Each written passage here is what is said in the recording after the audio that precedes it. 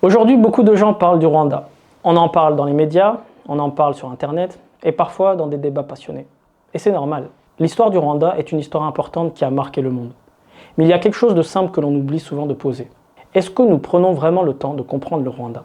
Comprendre un pays, ce n'est pas quelque chose qui se fait en quelques minutes. Ce n'est pas une information rapide que l'on peut résumer en quelques images ou en quelques phrases. Un pays est une histoire longue, une histoire faite de générations, de cultures, de souvenirs et aussi de transformations. Et c'est précisément l'esprit de cette émission.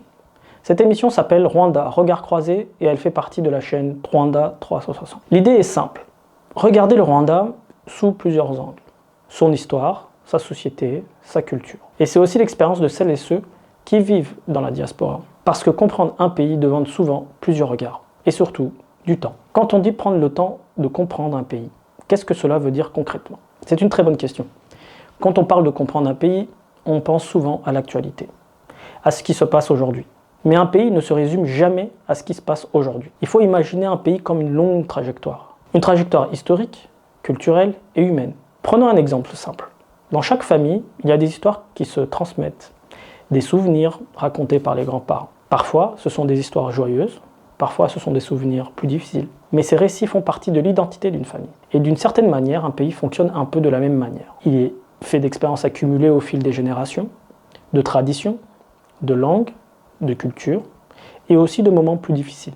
Des moments qui ont marqué ce qu'un sociologue de renom appelait la mémoire collective. Il expliquait que les sociétés ne vivent pas seulement dans le présent, elles vivent aussi dans les souvenirs partagés par plusieurs générations. Donc, comprendre un pays, c'est essayer d'écouter ces différentes histoires. Cela demande du temps, cela demande de la patience, et cela demande aussi une certaine humilité. Comprendre un pays demande toujours plus qu'un regard rapide.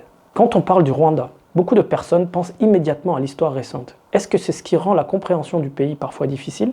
Oui, en partie, parce que beaucoup de pays dans le monde sont souvent associés à un moment précis de leur histoire. Quand on pense à certains pays européens, on pense immédiatement à la Seconde Guerre mondiale. Quand on pense à d'autres régions du monde, on pense à une révolution, à une crise ou à un conflit. Mais un pays ne peut jamais être réduit à un seul moment de son histoire, même lorsque ce moment est très important.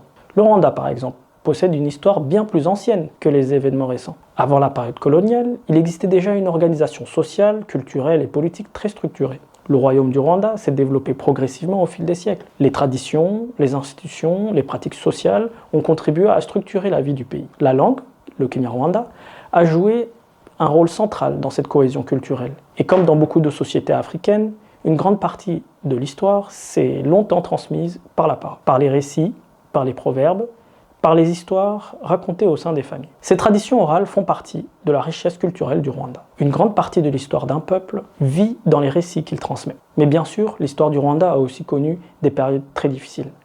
Les transformations politiques du XXe siècle, la colonisation et bien sûr les événements tragiques de 1994, le génocide contre les Tutsis. Ces événements ont profondément marqué la mémoire du pays. Mais comprendre le Rwanda aujourd'hui demande de regarder l'histoire dans toute sa profondeur. Même les tragédies les plus profondes ne résument jamais l'histoire d'un peuple. Aujourd'hui, quand on regarde le Rwanda, on voit aussi un pays qui évolue rapidement. Comment comprendre cette évolution?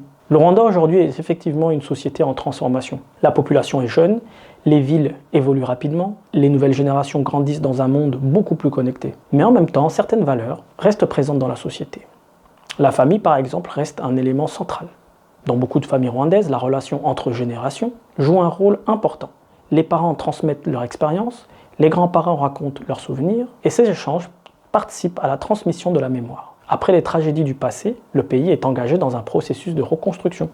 Et reconstruire une société est toujours un travail long. Cela demande du dialogue, cela demande des institutions, et cela demande aussi une volonté collective de regarder vers l'avenir. Une société avance toujours entre mémoire et avenir. Dans cette émission, on parle aussi de la diaspora.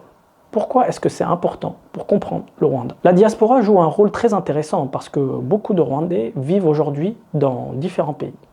Déjà dans les pays limitrophes du Rwanda, sur le continent africain, en Europe et en Amérique du Nord. Ces personnes vivent souvent entre plusieurs réalités, entre le pays d'origine et le pays dans lequel ils construisent leur vie. Ces expériences créent souvent un regard particulier, un regard qui permet de comparer les cultures, de réfléchir aux identités et aussi de transmettre l'histoire aux nouvelles générations. Dans beaucoup de familles de la diaspora, les enfants découvrent le Rwanda à travers les récits de leurs parents, à travers les souvenirs à travers les photos, à travers les histoires racontées lors des réunions familiales. Ces récits participent eux aussi à la mémoire collective. La diaspora peut être un pont entre plusieurs histoires. Comprendre un pays demande toujours du temps. Le temps d'écouter les histoires, le temps de découvrir les cultures, le temps de comprendre les expériences humaines qui composent les sociétés. Le Rwanda possède une histoire profonde, une histoire faite d'épreuves mais aussi de reconstruction et d'espoir. C'est précisément ce que nous allons explorer dans cette émission, pas à pas, épisode après épisode, en prenant le temps. Parce qu'au fond, comprendre un pays est toujours un travail de patience. Et la patience est souvent le premier pas vers la compréhension. Quelle vérité sur le Rwanda mérite d'être connue selon toi ?